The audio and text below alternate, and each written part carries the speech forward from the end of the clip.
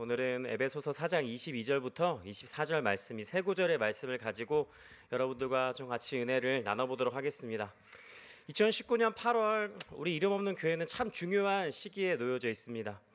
먼저는 첫 번째로 하나님의 말씀 속으로 우리 신앙생활을 던져서 말씀 속에서 살아내는, 그 말씀 속에서 살아내는 가장 중요한 그 첫 번째 항목과, 두 번째로는 교회의 그 예배 공간에 대한 모든 성도님들의 가장 성경적이고 가장 교회다운 모습, 이것이 우리 교회의 두 번째일 것입니다. 하나님께서 가장 원하시는 모습의 교회, 이것을 우리가 요즘에 많이 생각하고 있는데, 첫 번째는 말씀 속에 우리 삶을 던져서 신앙 속에서 살아내는 것, 그 다음에 하나님께서 가장 원하시는 모습의 교회, 이 두 가지가 요즘에 우리 교회의 가장 큰 이슈인 것 같습니다. 어쩌면 2017년 9월이죠. 우리 교회가 개척을 했을 처음 시기보다도 더 중요한 시기가 올해 2019년 8월인 것 같습니다. 여러분, 하나님께서도, 제가 기도하면서 느끼는 것은 하나님께서도 하늘나라에서 우리 교회를 참 주목하고 계신 것 같습니다. 정말 하나님의 은혜로 감사하게 우리 교회가 하나님께서 주목하시는 교회가 되었습니다. 여러분, 정말 이 사실에 감사하시기 바랍니다. 그 어떤 때보다도 중요한 이 시기 2019년 8월인데요. 우리 모든 성도님들이 어떻게 교회다운 교회를, 그리고 성경에서 말하고 있는 교회를 만들어가는지에 대해서도 하나님께서 많이 궁금해하실 것 같습니다. 우리 교회 성도님들이 어떻게 성경적으로 어떻게 교회다운 교회를 만들어 가실지에 대해서 하나님께서도 많이 주목하고 계실 것 같습니다. 다 지켜보시고 우리를 위해서 기도할 때마다 또 새로운 힘을 주실 줄 믿습니다. 그래서 저는 오늘 에베소서 4장 말씀을 여러분들과 같이 나누려고 이 자리에 섰습니다. 에베소서는 사도 바울이 감옥에서 에베소 교회 성도들에게 편지한 내용인데, 에베소 교회는 바울이 3차 전도 여행 때 한 3년 정도 머물면서 눈물로 목양했었던 교회가 이 에베소 교회입니다. 그리고 에베소서의 주제는 몇 가지가 있는데요. 그 중에 하나는 교회론을 다루고 있습니다. 오늘 우리가 살펴볼 에베소서 4장은 교회론 중에서도 실천편을 다루고 있습니다. 실천에 속하는 내용들을 다루고 있어서 제가 오늘 가지고 왔습니다. 에베소서 1장부터 3장까지는 여러 가지 사실과 이론들을 다루고 있다면은 4장부터는 그 이론과 신앙의 내용들이 생활로 이어지도록, 즉 신앙생활을 4장부터는 강조를 하고 있습니다. 그래서 4장 1절의 표현이 참 중요합니다. 여러분, 성경으로 4장 1절에 한번 중후반부를 한번 보시게 되면은 너희가 부르심을 받은 일에 합당하게 행하여, 이렇게 직접 행하면서 열매를 바라보라는 어조로 시작을 하고 있습니다. 에베소서 1장부터 3장까지를 한마디로 설명을 하자면은 교리적 진리들이 굉장히 많이 담겨 있고 은혜로운 기록들이 굉장히 많이 담겨 있는데, 그것과는 별개로 4장부터는 다른 국면이 이제 펼쳐지고 있다는 것입니다. 그 하나님의 은혜로우신 그 교리적인 그 여러 가지 은혜의 내용들을 너희가 이제 알았다면은 그 은혜를 기반으로 말미암아서 이제는 너희의 행동으로 개인적인 삶의 현장에서 결과를 도출해야 된다고 4장부터는 이제 이렇게 이야기를 하고 있습니다. 1장부터 3장까지 겉면에 썼던 내용을 바탕에 잘 깔아두고 이 모든 내용들을 삶에 적용해야 된다는 것을 4장부터 말을 하고 있습니다. 새번역 성경을 보니까 4장 1절의 후반부를 어떻게 번역을 했냐면은 그 부르심에 합당하게 살아가십시오. 마지막 단어를 살아가십시오, 이렇게 번역을 했습니다. 그렇습니다. 이제는 너희가 1장부터 3장까지 그 설교한 내용들을 다 듣고 은혜를 받았다면은, 그 겉면들을 들었다면은 그것들을 기초 삼아서 너희가 살아가야 되는 굉장히 구체적인 현실의 실제적인 이야기를 하고 있는 것이 에베소서 4장부터입니다. 성경학자들은 에베소서를 구분할 때 4장부터 두 번째 부분이라고 구분을 하는데요. 복음의 관점에서 어떻게 살 것인가, 이 질문에 대한 대답들을 사도 바울이 4장부터 6장까지 하고 있다고 이렇게 설명을 하고 있습니다. 4장부터 시작되는 겉면들이 이제 쭉쭉쭉 나오는데요. 첫 번째 겉면은 하나됨입니다. 하나됨. 4장 1절부터 6절까지 하나됨이라는 주제로 묶어서 여러 가지들을 설명하고 있는데, 먼저 4장 2절을 보시면은 겸손과 온유함을 가져야 된다고 설명을 하고 있습니다. 여러분, 그 당시에 바울 시대에 이 겸손과 온유함이라는 단어는 사회적으로 열등한 사람이 우월한 사람 앞에서 사회적으로 자기를 낮추는 경우에 쓰여지는 단어로 굉장히 많이 인식이 되었습니다. 겸손과 온유함이라는 단어가 어떠한 상하관계에서 아랫사람이 윗사람에게 자기의 모습을 낮추는 그런 단어로 쓰였던 것이 그 당시에 겸손과 온유함이라는 단어였습니다. 그냥 그저 아랫사람이 윗사람 앞에서 자신을 낮추는 정도의 개념으로 이 단어를 이해하고 있었다는 것입니다. 하지만 그 당시 그 문화에 그 단어를 그렇게 이해하고 있었지만 사도 바울은 이 단어의 속뜻을 전면적으로 부정하면서 하나님으로부터 부르심을 받은 백성인 우리 그리스도인들에게 필요한 것 중에서 가장 처음 단어를 겸손과 온유함이라고 4장에서 등장시키고 있습니다. 4장부터 시작해서 사도 바울이 구체적인 권면을 하는데요. 4장의 구체적인 권면들을 시작하면서 다른 여러 가지 권면들의 단어를 사용할 수도 있었습니다. 여러 가지 단어에 사용할 수도 있었겠지만 사도 바울의 처음 권면을 하면서의 그 선택은 이 겸손과 온유함이라는 단어였습니다. 그 당시 문화였던 상하 관계에서 이루어지는 겸손과 온유함이 아니라 진정 하나님이 원하시는 그 겸손함과 온유함, 예수님이 산상수훈에서 말씀하셨던 온유한 자는 땅을 기업으로 받는다는 그 순수한 의미의 온유함, 이 단어를 가장 4장에서 전면 배치하고 있습니다. 그리고 나서 오래 참음, 즉 인내가 필요한데 어떠한 인내냐면은 교회의 모든 구성원들을 사랑으로 용납하는 데 있어서 발생되는 모든 일에 대한 인내입니다. 모든 일들에 대한 인내를 지금 사도 바울이 말을 하고 있는데요. 내가 아닌 다른 사람들을 이해하고 용납한다는 것은 사실 참으로 어려운 일입니다. 여러분, 용납하다라는 이 단어, 이 헬라어 단어 안에는 가지고 있다, 무엇인가를 가지고 있다라는 뜻이 있습니다. 무엇을 가지고 있는데 어떤 것들을 가지고 있어야 되냐면은 상대방의 허물이나 실수를 너그러운 마음으로 자기 자신의 가슴에 품고 가지고 있어야 한다는 속뜻을 가지고 있습니다. 상대방이 실수를 할 수도 있죠. 허물이 있을 수도 있죠. 하지만 그것들을 내 마음 가운데 가지고 있다는 속뜻이 이 용납하다라는 단어에 포함되어 있습니다. 여러분, 교회든 사회든 어디에서든 성경에서 말하고 있는 이 용납하다라는 단어의 속뜻으로 사람을 품는다는 것은 굉장히 어려운 일입니다. 대단히 어려운 일입니다. 참으로 어려운 인내하면서 두 번째로 사랑으로 마지막으로 상대방을 용납하는 이것이 종합적으로 세 가지가 한 번에 이루어져야 되는데 어려운 것은 알고 있지만 사도 바울은 4장 초반부의 권면으로 이것을 우리에게 권면하고 있습니다. 제가 아까도 말씀드렸지만 여러 가지 말하고 싶었던 우선순위가 있었겠지만 그 중에서 가장 중요하다고 생각되는 것을 그 온유와 겸손함을 전진 배치한 것입니다. 여러분, 정말 인내와 사랑 그리고 용납 이 세 가지를 동시에 하면서 상대방을 품으실 수 있겠습니까? 정말 어려운 이 질문에 당장은 동그라미 세모 X 중에서 세모라면은 그 세모의 각지고 모난 부분을 동그랗고 유연하게 만드셔서 결국에는 동그라미 상태로 만드시기 바랍니다. 여러분, 세모가 동그라미가 되기 위해서는 그 각진 세 가지의 부분이 깎이는 과정이 필요합니다. 삼각형을 보면 세 가지 면이 있죠. 그 세 가지 면이 날카로운 면이 세 가지를 갖고 있는데 그 세 가지 그것들이 깎이는 과정이 필요해야지 동그라미로 갈 수가 있습니다. 세모에서 동그라미 상태로 가기 위해서는 그 깎이는 과정이 필요한데요. 사도 바울이 제시한 오래 참음으로 사랑 가운데 서로 용납하는 것, 이러한 구체적인 세 가지 부분을 삼각형에서 한 부분이라고 한번 가정을 한번 해보는 것입니다. 첫 번째는 인내의 영역, 두 번째는 사랑의 영역, 세 번째는 용납의 영역. 이 세 가지 영역에서 현재 내가 하나님으로부터 깎여야 될 부분이 어느 것인지를 한번 발견을 한번 해보시고요. 그것들이 발견이 되었다면은 그 부분을 동그랗고 유연하게 만들기 위해서 우리 스스로의 노력이 필요한 겁니다. 저도 마찬가지죠. 저희 세 가지 영역에서 저도 많이 깎여야 될 부분들이 있는 아주 저도 부족한 사람입니다. 결국에는 이 세모에서 동그라미로 가는 과정을 머릿속에 한번 상상해 보시면서 한번 실천해 보시기 바랍니다. 인내의 영역, 사랑의 영역, 용납의 영역에서 내가 어떤 것들이 부족한가, 내가 어떤 부분이 깎여야지 동그라미가 될 수 있는가 한번 살펴보시고 노력해 보시기 바랍니다. 그리고 나서는 평안에 매는 줄이라는 것이 필요한데요. 이 바울은 평안에 매는 줄이라는 개념을 등장시키면서 이 평안이라는 것은 화해와 사랑의 상태를 뜻하는 단어인데 이러한 평안은 그리스도 안에서 모든 사람들을 결속시켜주는 줄과 같은 역할을 한다고 지금 이야기를 하고 있는 겁니다. 여기서 중요한 사실은 무엇이냐면은 이러한 평안에 매는 줄과 같은 상태는 이미 하나님께서 우리 가운데 허락하셨다는 사실입니다.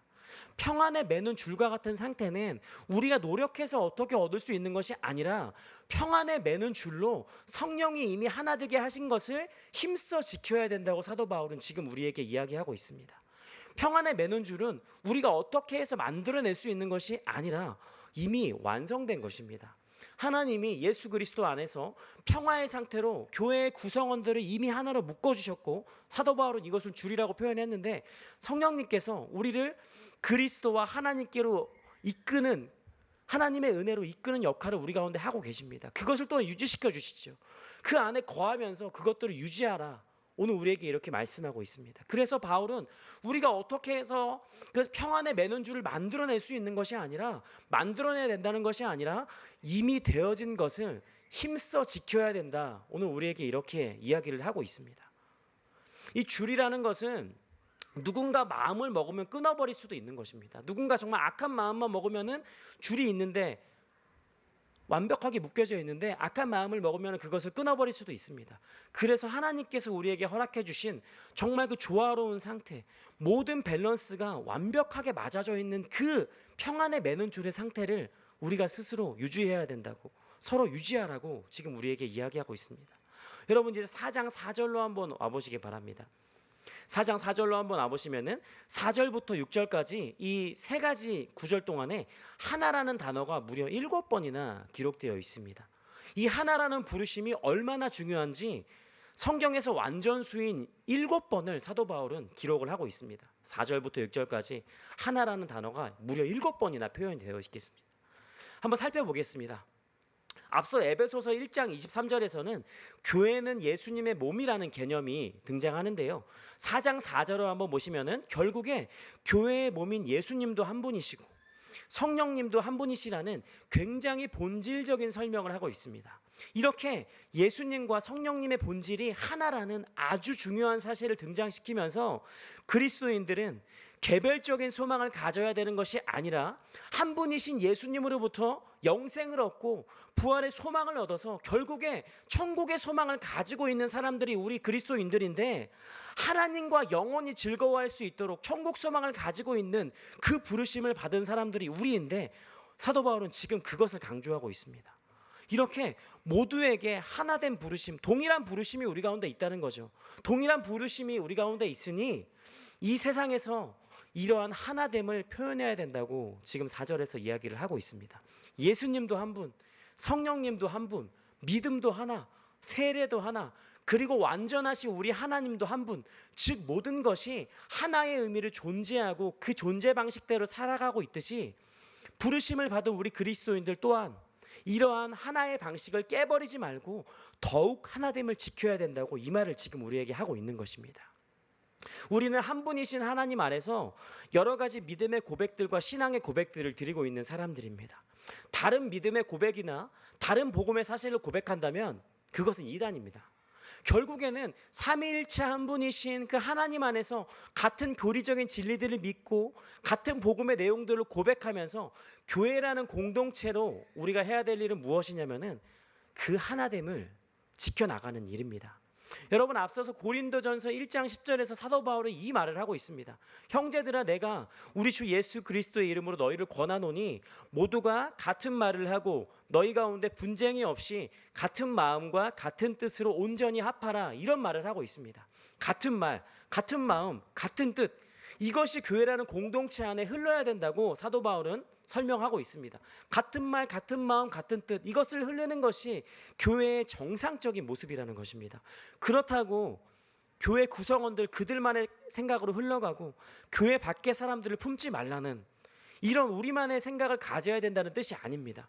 여러분, 복음이라고 하는 것은 모든 믿는 자에게 구원을 주시는 하나님의 능력이 된다고 사도 바울은 이미 선포했고, 유대인에게나 헬라인에게나 더 나아가서 모든 백성들에게 영향을 미치는 것이 이 복음이라는 것인데, 이러한 복음의 본질을 제대로 알고 있는 교회 공동체의 모습이라면은 자기 교회만의 합의된 하나된 모습은 살펴볼 수 없을 것입니다.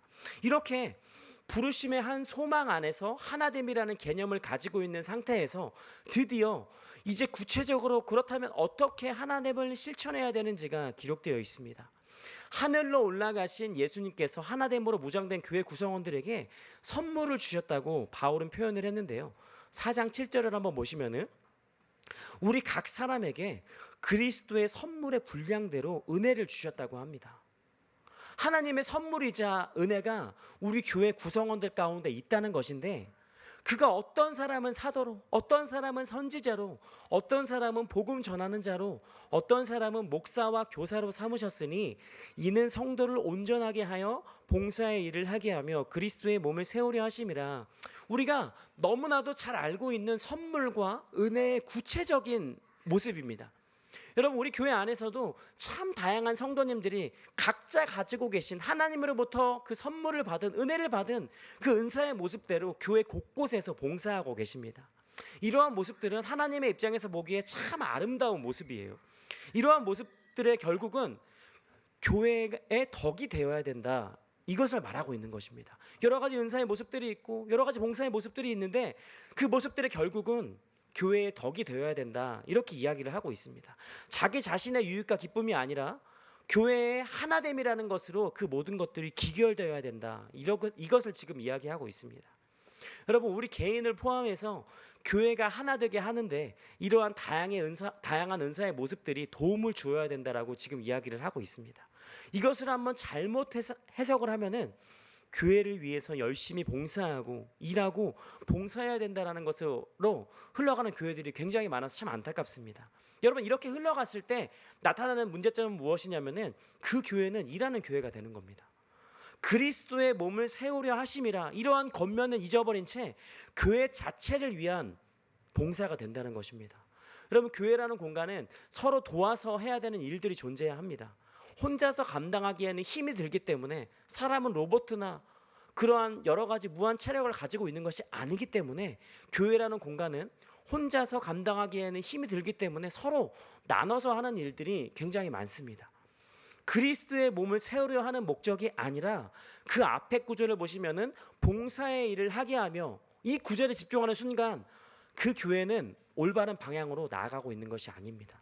이러한 모습이 교회 가운데 있다면은 어느 순간 그 교회는 개인의 헌신의 정도를 서로 비교하게 될 것입니다. 누가 얼마만큼 헌신했는지의 척도가 자연스럽게 생겨날 것이고, 그것을 기준으로 서로 판단하게 될 것입니다. 헌신의 척도라는 개념이 그 교회 안에 생길 수도 있다는 이 말입니다. 여러분, 그래서 필요에 의한 봉사는 그 유효기간이 길지가 못합니다. 그 필요성을 충족하게 되면 끝나고 말기 때문이죠. 그래서 우리는 그 교회에 있어서 봉사의 영역에 있어서 본질적인 목적에 집중해야 될 필요가 있습니다. 여러분, 지금의 우리 교회는, 우리 교회를 한번 살펴보시기 바랍니다. 지금의 우리 교회는 분명히 성장하고 있는 시점에 있습니다. 모든 것이 하나님의 은혜로 성장, 이 성장이라는 단어를 제가 쓰고 있는데 하나님께서 원하시는 성경적인 성장의 방법이 필요하다고 제가 말씀드리고 있는 것입니다. 지금 좀 말씀을 좀 같이 읽어봤으면 좋겠는데 4장 13절에서 16절까지, 좀 길지만 13절에서 16절까지 구절을 우리 좀 다 같이 읽어봤으면 좋겠습니다. 13절부터 16절까지 읽어보도록 하겠습니다. 시작. 우리가 다 하나님의 아들을 믿는 것과 아는 일에 하나가 되어 온전한 사람을 이루어 그리스도의 장성한 분량이 충만한 데까지 이르리니, 이는 우리가 이제부터 어린아이가 되지 아니하여 사람의 속임수와 간사한 유혹에 빠져 온갖 교훈의 풍조에 밀려 요동하지 않게 하려 함이라. 오직 사랑 안에서 참된 것을 하여 범사의 귀에게까지 자랄지라. 그는 머리니 곧 그리스도라. 그에게서 온 몸이 각 마디를 통하여 도움을 받음으로 연결되고 결합되어 각 지체의 분량대로 역사하여 그 몸을 자라게 하며 사랑 안에서 스스로 세우느니라. 아멘. 여러분, 13절 말씀을 보시기 바랍니다. 13절 말씀을 보시면은 우리가 하나님의 아들을 믿는 것과 아는 일에 하나가 되는, 저는 이 13절에서 표현하고 있는 이 일이 저는 우리 교회 안에 있다고 믿습니다. 예배 이외에 여러 가지 말씀 양육반에서 교육이 이루어지기 때문에, 오늘 말이 많이 꼬이네요. 교육이 이루어지고 있기 때문이에요. 여러분, 이제 9월 달부터는 우리가 이제 제자반도 들어가고 이제 여러 가지 제자반의 훈령의 여정도 우리가 출발을 하게 될 것입니다. 13절부터 16절까지의 모습이 우리 교회 안에 여러 가지로 존재를 하고 있는데, 중요한 것은 우리가 계속해서 성장해야 된다는 사실입니다. 어린아이의 수준에 머물러 있지 말고 하나님이 원하시는 단계에 이르러야 된다는 것입니다. 여러분, 16절의 표현처럼 예수님으로부터 모든 것을 공급받아서 공급받은 그것을 서로를 위해서 쓰고 서로 연결되고 결합되어서 각 지체의 분량대로 역사하여 그 몸을 자라게 하며 사랑 안에서 스스로 세우는 그 단계까지 우리가 나아가야 된다는 것입니다. 시작도 예수 그리스도, 끝도 예수 그리스도가 되어야 된다는 사실입니다. 예수님을 닮는 단계까지 가야 된다는 것을 이 16절에서 설명을 하고 있는 것입니다. 결국에 어떠한 교회가 되어야 되냐, 이 질문에 성숙한 교회가 되어가야 된다는 사실입니다. 성장하는 교회가 아니라 성숙한 교회가 되어가야 된다고 우리에게 이렇게 말씀을 하고 있습니다. 이렇게 성숙한 교회로서의 과정에서 현재 우리에게 필요한 것을 여러 가지로 제가 한번 설명을 드렸는데, 오늘 제가 더욱 힘주어서 말씀드리고 싶은 부분이 제가 본문으로 삼은 22절부터 24절의 부분입니다. 22절을 한번 보시면은 썩어져가는 구습을 따르는 옛사람을 벗어버려야 된다, 이렇게 22절에서 이야기를 하고 있습니다. 여러분, 우리는요 각자 나름대로 하나님, 예수님, 성령님, 교회에 대해서 다른 누군가에게 설명을 해줄 수 있을 만큼의 지식과 경험들을 가지고 있는 사람들입니다. 우리는 우리 스스로 교회는 어떻다 등등의 여러 가지 신앙에 대한 우리만의 기준을 가지고 있습니다. 그러다가 예수님은 어떻다, 하나님은 어떻다, 이렇게까지 올라가게 되어 있습니다. 여러분, 이것이 무엇입니까? 우리가 어쩌면은 성경적으로 정확하게 알지도 못하면서 영적인 세계를 판단하는 그 교만의 죄를 범할 수도 있다는 사실입니다. 우리가 저마다 신앙은 이것이다, 교회는 이것이다라고 사람들을 만나서 권면하고 알려주지만 정작 우리의 삶에서 권면하고 있는 것들이 일어나고 있는 것인지 한번 살펴볼 필요가 있다는 것입니다. 예수님은 이렇다, 하나님은 이렇다, 개인적으로 습득되고 판단된 것들을 우리가 권면하고 있지는 않습니까? 저도 말씀을 전달하는 사람이기 때문에 예수님과 하나님 그리고 교회에 대해서 어떠한 사실들을 굉장히 많이 전달하는 위치에 있습니다. 배우고, 저 스스로 배우고 학습되어지고 또 저 스스로 판단되어진 그것들을 많은 사람들에게 이야기를 하고 있습니다. 하지만 저는 오늘 그 여러 가지 권면하는 그 사실들이 어쩌면은 옛사람이 될 수도 있다는 것을 말씀드리고 싶습니다. 현재 우리 교회도 2017년 9월부터 지금까지 약 2년이 안 되는 시간 동안에 참 여러 가지로 하나님께서 부어주셨던 은혜들이 있으면서 지금에 이를 수 있게 되었습니다. 그 결과 이 교회 가운데 하나님의 어떤 은혜들을 부어주셨는지 그 은혜들을 나누고 간증할 만한 이야기들이 굉장히 많이 생겨나게 되었습니다. 모든 것이 하나님의 은혜가 아니었다면 지금까지 올 수가 없었다는 이야기들로 가득한 교회가 바로 우리 이름 없는 교회인데요. 어쩌면은 그것에 갇혀버린 채 발전이 없는 상태가 되어버린다면 이것보다 큰 문제가 없을 것입니다. 이전에 여러 가지 은혜의 방법들로, 우리가 알지 못하는 여러 가지 은혜의 방법들로 역사하신 우리 하나님 너무나 감사한데 이것에 머물러 있는 것이 저는 참으로 두렵습니다. 현재 우리 교회가 지향하면서 나아가야 될 것은 무엇이냐면은 앞으로 새롭게 역사하시는 하나님을 향한 믿음입니다. 이전에 역사하셨던 하나님, 그 이전에 역사하셨던 하나님께서는 앞으로도 우리에게 더욱더 놀랍고 우리가 알지 못하는 일을 보여주실 위대한 하나님이십니다.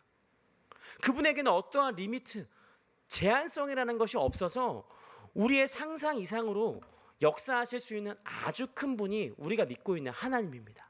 그래서 우리는 앞으로 하나님께서 우리 교회 가운데 어떻게 일들을 행하실 것인가, 이것들을 바라보는 믿음이 우리 가운데 필요합니다. 여러분, 4장 19절을 보시기 바랍니다. 앞서서 4장 19절 말씀을 보시면은 감각 없는 자라는 표현을 쓰고 있습니다. 여러분, 이 감각 없는 자는 참으로 무서운 표현인데 마음이 굳어져 있다고 표현을 하고 있습니다.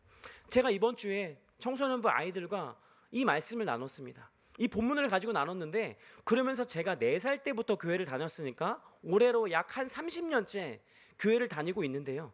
제 안에 약 한 30년 정도의 교회 문화가 너무 익숙해져 있을 수도 있다, 이런 고백을 제가 청소년부 친구들에게 했습니다. 10년이면 강산이 변한다고 하는데 강산이 3번이나 변할 정도의 시간 동안에 익숙한 교회 문화가 저 안에 있습니다. 그리고 저의 직업군도 하나님과 굉장히 친밀한 직업군입니다. 어떻게 보면은 옛사람의 모습이 가장 많이 내재되어 있을 수 있는 사람이 바로 저입니다. 무엇인가 여러분, 앞으로 전진하기 위해서는 전진을 위한 포기의 과정이 있을 때가 많습니다. 여러분, 전쟁터에서 전진 앞으로 이렇게 외치기 위해서는 일단 몸 상태가 가벼워야 되고요. 전략적인 선택을 하면서 현재 기지에 있는 무기들과 장비들, 그것들을 버려두고 새로운 진지를 향해서 나아갔을 때, 이런 전략적인 선택을 했을 때 우리에게 요구되는 것은 무엇이냐면은 가지고 있는 것들을 버려야 된다는 것입니다. 그런 선택을 할 수 있어야지 새로운 것을 점령할 수 있는데, 지금까지 우리 안에 습득된 예수님, 성령님, 하나님, 교회, 신앙생활 등등의 여러 가지 교회와 밀접된 모습들이 우리 안에 굉장히 많습니다. 여러분, 이것들을 새롭게 할 수 있는 방법이 한 가지가 있는데, 우리의 심령이 새롭게 되는 것입니다. 결국 우리의 마음가짐이라는 겁니다. 여러분, 사람의 행동이라는 것은 쉽게 변하지가 않습니다. 우리나라 속담 중에서 3살 버른 여든 간다라는 말이 있습니다. 여러분, 이것은 정말 여러 가지 상황에 들어맞는 표현인 것 같습니다. 인간이라는 존재가 변화되는 시점이 언제냐면은 마음속에 큰 감동이나 깨달음이 있을 때 바로 그때 인간의 행동은 변화됩니다. 마음속에 무엇인가 스파크처럼 무엇인가 일어나게 된다면은 그것이 우리의 뇌로 전달이 되어서 변화된 행동들이 나타나게 되어 있습니다. 여러분, 이 과정은요, 마음속에 스파크가 일어서 그것들이 뇌로 전달돼서 우리의 행동이 변화되는 것, 이 과정은 마치 복음과도 같습니다. 여러분, 예수님의 십자가는 우리 안에 내재되어 있었던 여러 가지 죄악의 모습들을 회개시켰고, 우리는 그로 인해서 전인격적으로 변화를 받아서 완전히 새로운 존재가 되었습니다. 옛사람이 벗어지는 경험이 여러분들 안에 있으셨을 것 같습니다. 여러분, 이 옛사람이 벗어지고 내 자신이 산산조각나는 은혜를 받은 다음에 문제는 그 마음이 굳어져 버리는 현상이었습니다. 감각 없는 자가 되어서 영적으로 죽은 상태로 교회를 다니는 일이 벌어진다는 것이 문제였습니다. 여러분, 이러한 상태가 지속되면 안 됐기 때문에 오늘 사도 바울은 우리의 마음가짐을 새롭게 해야 된다, 이렇게 우리에게 권면을 하고 있습니다. 하나님을 따라 의와 진리의 거룩함으로 지으심을 받은 새 사람을 입으라, 이렇게 오늘 우리에게 권면을 하고 있습니다. 여러분, 22절부터 24절까지 이 세 구절의 짧은 말씀이었지만 저는 이 짧은 세 구절 안에 복음의 모든 의미가 담겨져 있다고 저는 생각합니다. 여러분, 이 복음이라고 하는 것은 하나님의 강권적인 역사로 우리를 옛사람에서 새사람으로 변화시키는 능력이 있습니다. 여러분, 이 능력은 한 번 그렇게 하고 끝나는 것이 아니라 우리가 이 세상을 살고 생을 마치는 그 순간까지 영향력을 미치고 있습니다. 지금 이 순간에도 우리에게 놀랍도록 영향력을 미치고 있는 것이 복음이라는 것인데, 이것이 정말 놀랍고 감사한 사실입니다. 여전히 내 삶 속에서 영향력을 미치고 있는 이 복음이라는 것은 아주 놀라운 것이기 때문에 우리는 이 복음을 붙잡고 예수님을 닮아갈 수 있게 되는 삶을 살 수 있게 된 것입니다. 여러분, 복음의 능력을 제대로 경험한 자는 과거에 머물러 있을 수가 없습니다.